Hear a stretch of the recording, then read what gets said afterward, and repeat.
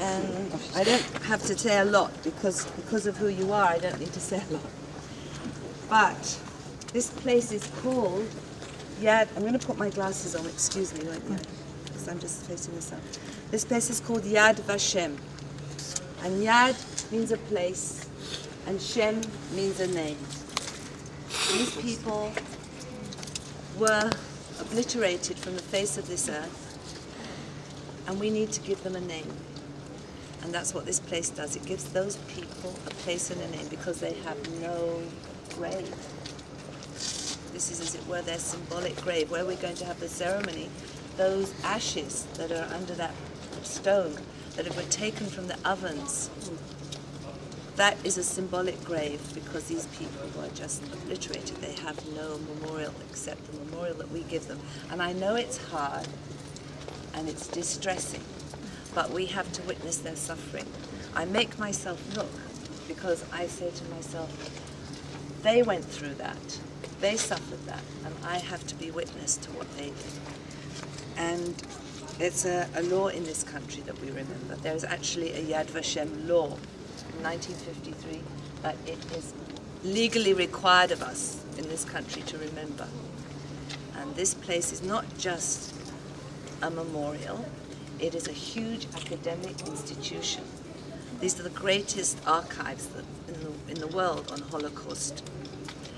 People come here from all over the world, and it's an educational process. Out of the 6 million who perished, murdered at the hands of the Nazis, 3 million names have been already collected on computer here.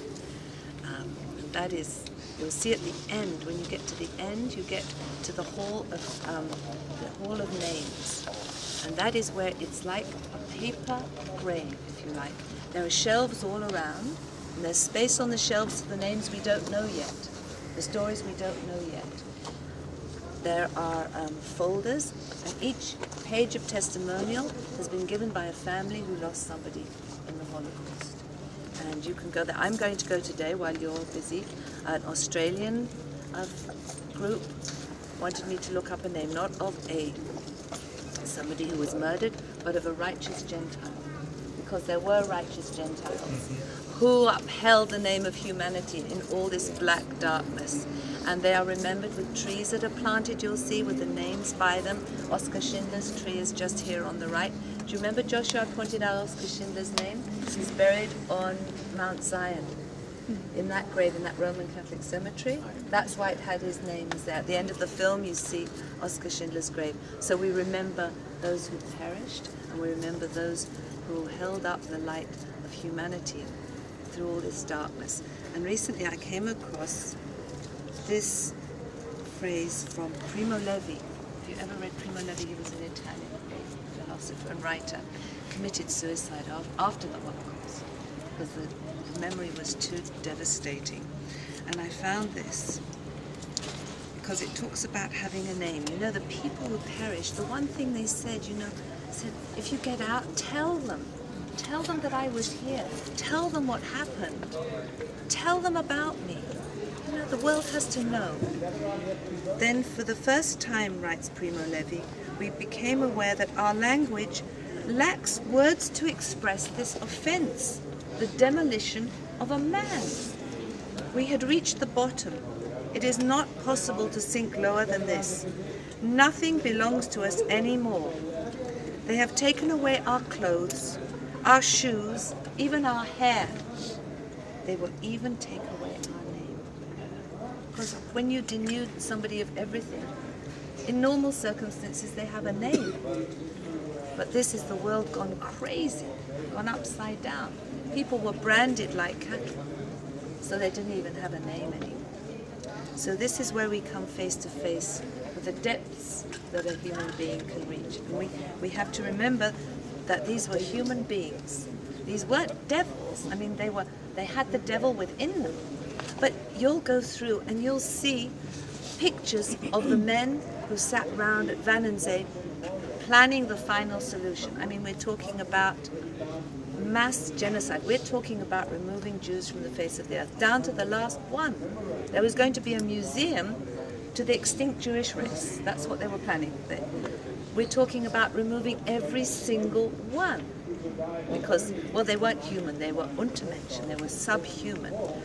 And you'll see the faces of these people. They were doctors of philosophy and of law. They wrote home to their wives. You'll see if you open the pictures behind the faces of these men, in inverted commas, they were men. They wrote to their wives and children and they said, you know, it's really difficult what we're doing. But the more you do it, the more you get used to it. You know, I mean, as Christians, you can't, you know, it's beyond anything. And what I feel today is sometimes we use the word Holocaust and it's denuded of its meaning. We say this was a Holocaust and that was a Holocaust. Over trivial things, well, not trivial things, but things that are less horrifying than this. You know, we see it on our televisions every day, don't we? We become immune. Because we're sitting eating dinner and the television's on and you see some terrible thing going on in Africa. And you carry on eating because you've become immune to the horrors. We haven't learned the lesson, and people are still dying. What is so chilling about this episode in history is that it was so, how can I say, it was planned to the minutest detail. You know, they were meticulous in their planning, and you know, it was like a machinery. There's a verse somewhere in here that says, if you get this note, you won't believe what I'm telling you, but 12 kilometers from this place is a slaughterhouse for human beings. Because people were taken in on trucks, straight in to be decimated.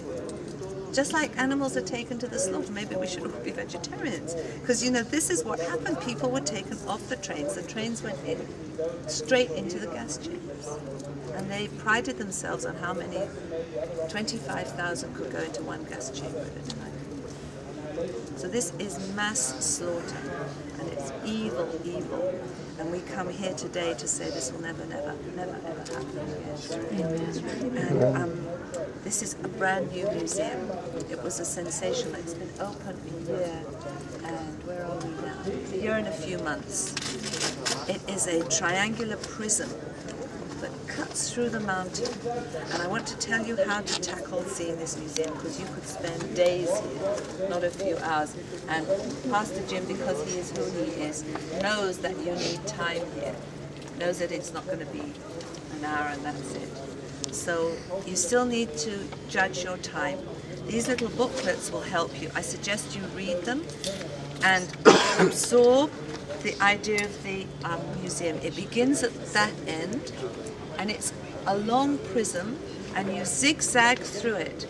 It's as if you're caught up in the terrible momentum of the events. You can get back, but you feel compressed, and you go down from before the Holocaust. You see a big screen, and it is a video, parts of video films or films from before the Holocaust, the life that was obliterated, to tell us that these were men and women. They weren't numbers. There was a life, a rich Jewish life. You just stop there for a few minutes, just to look at it. I can't come with you because I'm not allowed to guide because I'm in there, because unless we have microphones, it will make too much noise. Okay? And then you progress down, and all the time that triangle, that life that was, fades in the distance. It's always there. As you go down into the chronological order, you're carried along, and then it raises at the end. You come out, two great wings open up, and you see Jerusalem before you as you emerge out of the dark depths of the Holocaust. It's an amazing building. They tried to make us, as it were, identify with the individual in this museum. Because I can say 6 million. You can lose the individual when you say 6 million. You can lose the 6 million when you talk about Anne Frank or the names that you know. You lose the immensity of it. They're bringing it down to you and me, your brother, your sister, your mother, your father, the people and their individual stories. And so there are lots of screens. Stop in front of them and hear the people who really went through this, because that's the authentic voice. And the things they've given to this museum, the most precious things they have in their lives. You just one woman has the broken glasses that she concealed. She was only a little girl. Just as they took her mother away on the platform, you know how they did this selection. And she'd managed to stay with her mother all through. Her mother, she pinched her mother's cheeks so they looked rosy, so they wouldn't, because the weakest went first. And at the last moment, there was nothing more she could do, and she managed to keep her mother's broken spectacles concealed in her clothing because she wasn't allowed to have anything. And these she gave to the museum. These are the most precious things people have, and that's what you're going to see. So have a little look at these. I think you should just sort of